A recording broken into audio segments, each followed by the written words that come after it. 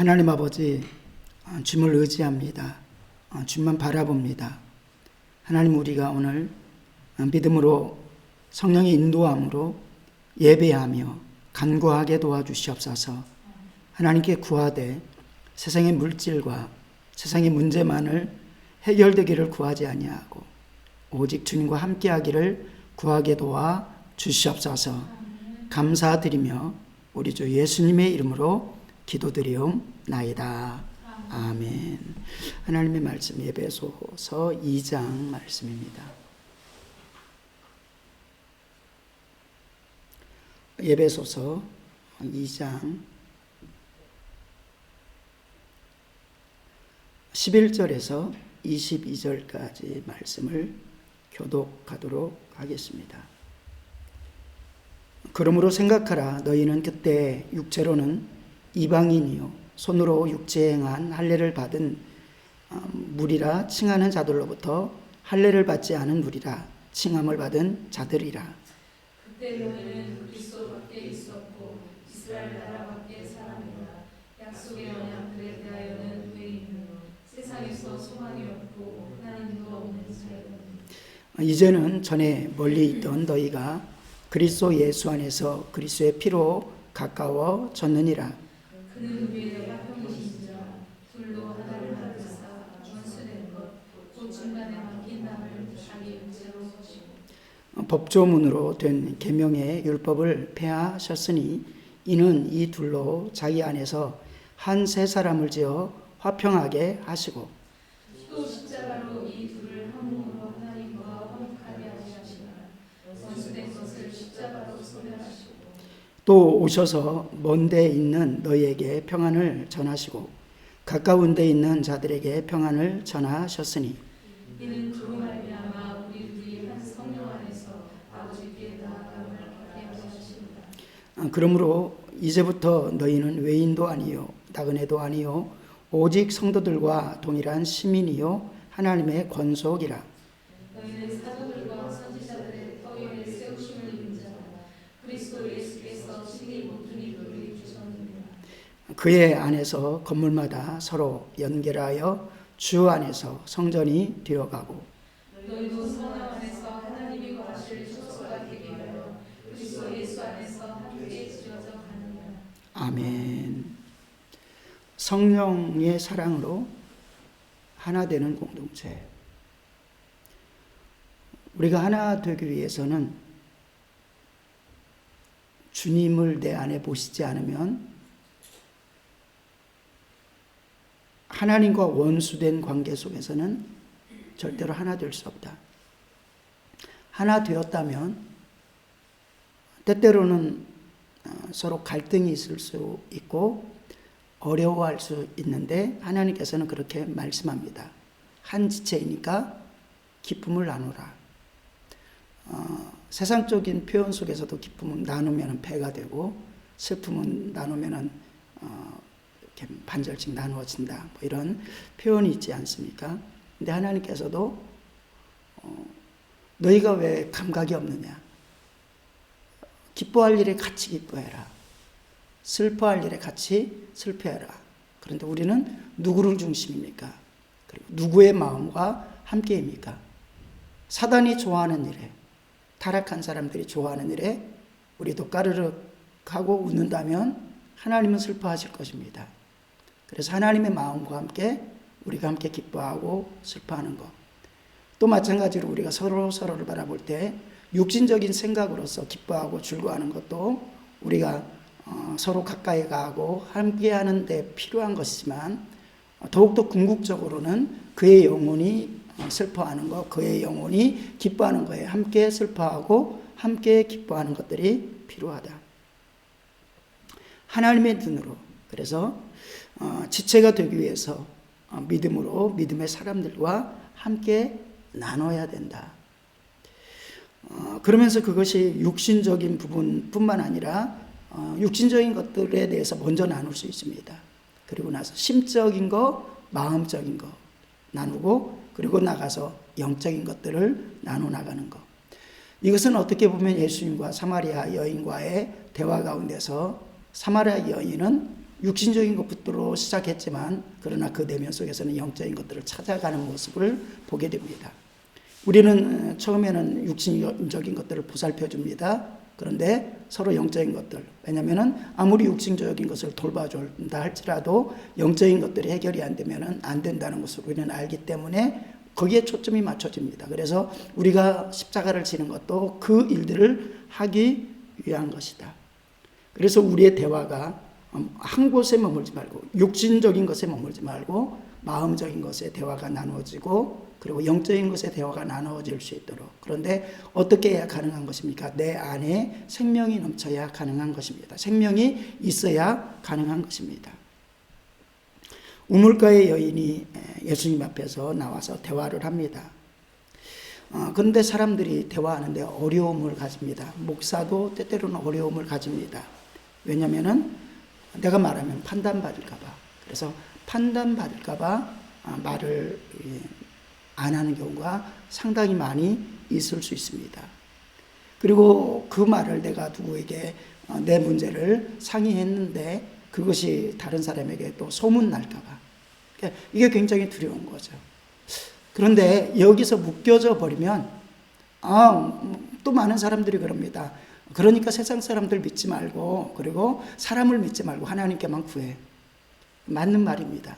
하나님께만 우리는 구해야 됩니다. 그런데 하나님께서는 믿음의 동역자를 두셨고 믿음의 지체를 두셨다는 것입니다. 그래서 성경은 서로 고하여 문제를 고하고 아픔을 고하고 그래서 나누어라 라고 말씀합니다. 이때 우리는 염두에 둬야 됩니다. 판단받을 수 있어. 믿음이 좋은 분에게 내가 상담을 했는데도 불구하고 판단받을 수 있다는 겁니다. 그 각오하고서라도 해야 되느냐 안 해야 되느냐라고 할 때 저는 영적인 축복을 누리기 위해서는 해야 된다고 믿습니다. 또 그가 다른 사람에게 소문을 낼 수 있는데 소문이 100% 안 나간다고 말할 수 없을 것입니다. 목사도 당연히 소문을 안 낼 것입니다 라고 말해도 어느 때 나도 모르게 어떤 부분 안에서 기도를 부탁한다든지 하면서 그것이 소문으로 나가버릴 수 있습니다. 그럼 듣는 입장에서는 목사에게 어려운 것을 부탁했는데 그것이 소문이 나버렸어. 목사와의 어떤 영적인 관계 이런 부분뿐만 아니라 사람들과의 관계 속에서도 그러한 일들이 자꾸 일어나니까 관계가 계속 끊어지고 다 이 사람 저 사람 차단해버리는 경우가 참 많이 있습니다.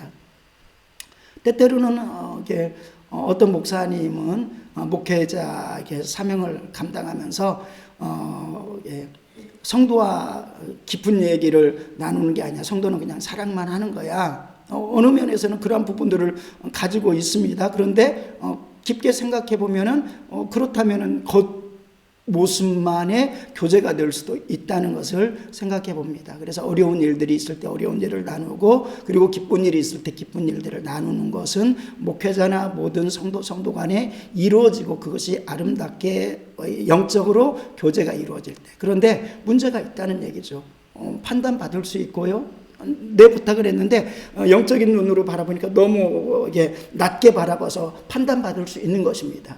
그리고 또 소문날 수도 있는 것입니다. 그러면은 다 단절해야 되나 라고 할 때 저의 연약한 믿음 속에서 바라볼 때 하나님께서는 분명히 사람을 통해서 미혹도 되고 시험도 들고 하지만 사람을 통해서 하나님께서 말씀을 주시고 회복하는 통로를 허락하여 주셨기 때문에 우리는 다른 사람들은 우리 똑같이 판단할지라도 기도하지 않습니다. 근데 믿음의 사람들은 때때로 어느 부분, 약간의 부분을 판단한다 할지라도 하나님 앞에 기도하게 되어질 줄로 믿습니다. 하나님이 전능하시다면 그분을 향해서 믿음으로 간구하고 기도하는 모습이 우리 믿음의 공동체 아닌가. 그래서 이 일들이 훈련되어질 때 하나님께서는 귀하게 역사를 이루어 나가실 것이다. 그러면서 어느 정도 그러한 어려움들이 있지만 하나님을 믿고 그리고 하나님께서 믿음으로써 붙여준 동역자인 것을 서로 믿는 것들이 필요하다. 그리고 기대하고 존중하고 그래서 끝까지 신뢰하고 그리고 때때로는 내가 받으려고만 하면 무너지기가 쉽겠죠. 끝까지 십자가를 져주고 존중히 여겨주고 사랑해주고 할 때 하나님께서 그 사람을 통해서는 아닐지라도 다른 길을 통해서 또 위로함을 받게 되어주는 줄로 믿습니다. 그래서 서로 죄를 고하라라고 말씀합니다. 그런데 사람들 간에 벽을 치는 사람은 다른 사람에게 내 죄에 대해서 중보 기도해줘 이렇게 말을 못하는 거죠. 그러면은 하나님께만 말하면 완전히 되느냐? 물론 하나님께 더 깊게 말해야 되는 건 사실이지만 축복받은 사람은 나눌 수 있는 사람이 있는 것을 저는 믿습니다. 이러한 모습이 우리 안에 이루어지기 위해서 늘상 그래서 많은 성도가 십자가의 예수님을 더 깊게 만나는 것들이 필요하다. 그리고 더 영적인 은혜를 입은 사람들이 필요해서 그러한 사람들이 많은 문제가 되는 것들을 녹여내기 시작하는 것이다 라고 믿습니다. 사마리아 여인은 예수님께 물을 대접합니다. 그리고 영적인 문제, 신앙의 문제를 나누었습니다. 근데 예수님의 답변은 무엇입니까? 육신적인 것부터 시작해가지고 영적인 생수를 말하고 있고 예수 그리스도를 통한 생수를 말하고 있고 성령을 통한 생수를 말하고 있는 것입니다. 우리의 대화 속에 하나님의 예수님이 우리 안에 거하심으로 말미암아 육신적으로 고살피는 것 같은데도 불구하고 결국은 예수 그리스도 안에 있는 생수, 반석 되시는 생명 되시는 예수 그리스도 그리고 성령 안에서 터져나오는 생수를 서로 나누게 하는 그 은혜가 있어지기를 원합니다. 어떻게 보면은 엘리야는 이게 대화라고 할 수 있나 이렇게 생각할 수 있겠지만 어려움, 영적인 큰 승리를 하고 그리고 이세벨이 죽여버리겠다고 하니까 도망가기 시작합니다. 너무 겁이 났던 거죠. 하나님이 인도하십니다. 까마귀로서 그를 위로하십니다. 채워주십니다. 그리고 나서 어디로 가냐면 이제 가뭄이 딱 더 심하게 되니까 까마귀가 또 물도 떨어져 버렸죠. 그러니까 어디 살 길이 없습니다. 하나님께서 인도하신 곳이 사르밧 과부의 집인 것이죠. 그러면서 대화를 합니다. 대화를 하는데 엘리야가 그 여인을 향해서 무슨 대화를 하는 겁니까? 나에게 좀 필요한 것을 줘.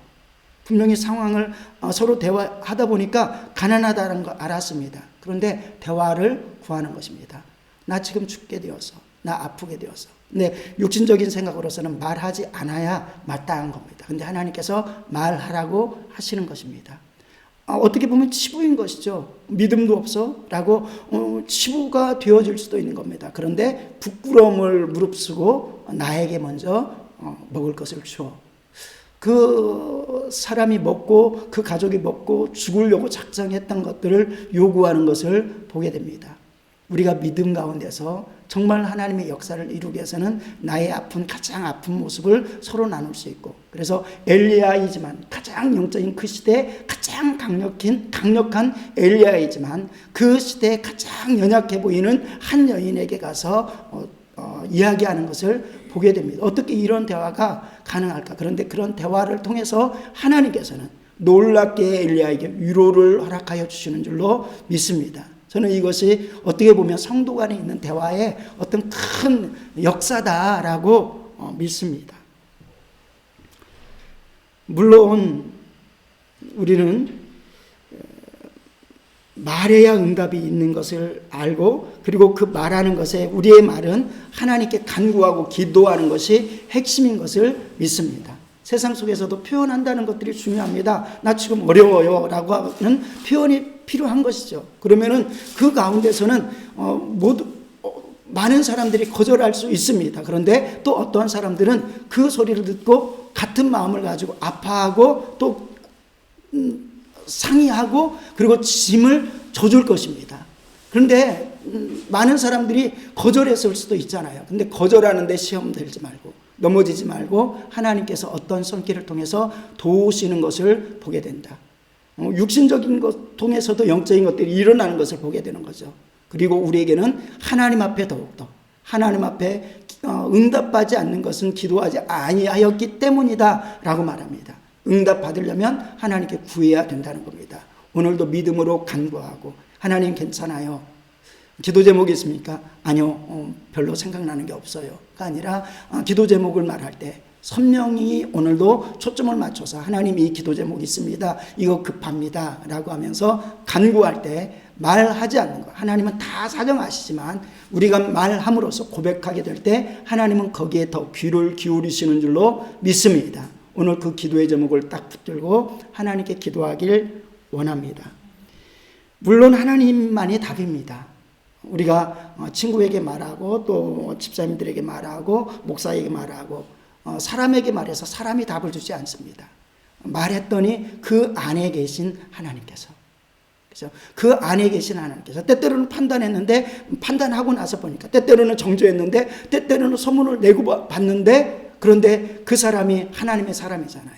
세상 사람은 하나님께 기도하지 않잖아요. 세상 사람은 회개하지 않잖아요. 그런데 하나님의 사람이기 때문에 잘못 받아들였다 할지라도 마지막에 하나님께 간구하고 기도하는 사람은 결국 믿음의 동역자들 아닌가를 생각할 때 우리가 말하는 부분들에 대해서 너무 두려워하지 아니하고 서로를 위해서 간구하고 기도하는 것들이 이루어질 때 진짜 믿음의 축복된 모습으로 나아갈 수 있다. 물론 핵심은 하나님께입니다. 그래서 결국 하나님과의 좋은 친구의 관계를 가질 수 있는 사람, 하나님과 좋은 친구가 되면은 성도 간에도 좋은 친구가 되어지게 될 줄로 믿습니다. 그래서 친구된 사람이 하나님 앞에, 하나님과 친구입니까? 여러분들이 하나님과 친구입니까? 그러면은 하나님께 여러분들의 사정을 낱낱이 아뢰을 수 있는 믿음이 있게 될 줄로 믿습니다. 하나님 저 친구 어려워요. 하나님 이 친구 어려워요. 이 집사님, 이 권사님 어렵습니다. 하나님께 간구했더니 하나님께서 그를 친구 삼아서 들어주시는 겁니다. 그리고 놀랍게 하나님께서는 성경을 통해서 보니까 친구에게 또 하나님의 진짜 믿음의 종들에게 심판에 대해서 말하지 않고 심판을 이루지 않았다라고 말하고 아브라함에게 또 중보하라고 말씀해 주시고 모세에게 중보하라고 말씀해 주시면서 그러한 사람들을 친구라고 말씀을 합니다. 유일하신 우리의 친구는 주님이십니다. 근데 그 주님을 만나는 통로가 사람인 줄로 믿습니다. 특별히 우리 서로를 믿음의 친구로 여기면서 승리하는 그리고 위로를 받고 생명을 얻는 여러분들이 성령 충만하길 원합니다. 그래서 만나는 사람들이 위로함을 받고 친구 되신 예수님을 만나는 통로, 그런 통로가 되기를 주님의 이름으로 축원드립니다. 기도합니다. 하나님 아버지, 두려워서 말하지 못할 때가 많았습니다. 어떻게 생각할까 말하지 못할 때가 많았습니다. 사람을 통해서 사단의 역사도 하지만 결국 살리는 것도 사람을 통해서 하셨다는 것을 기억하게 도와 주시옵소서. 믿음의 식구들이 때때로는 소문을 퍼뜨리기도 하고 판단하기도 합니다. 그런데 믿음의 식구들만이 하나님께 기도하는 사람, 하나님의 영적인 축복을 끌어낼 수 있는 사람은 믿음의 사람들 뿐입니다. 하나님, 이 영적인 진리를 온전히 가지고 하나님 십자가 지게 도와주시고 십자가의 사랑, 예수 그리스도의 사랑이 우리 안에 넘쳐서 우리와 대화하는 사람들이 살게 도와 주시옵소서. 감사드리며 우리 주 예수님의 이름으로 기도드리옵나이다. 아멘.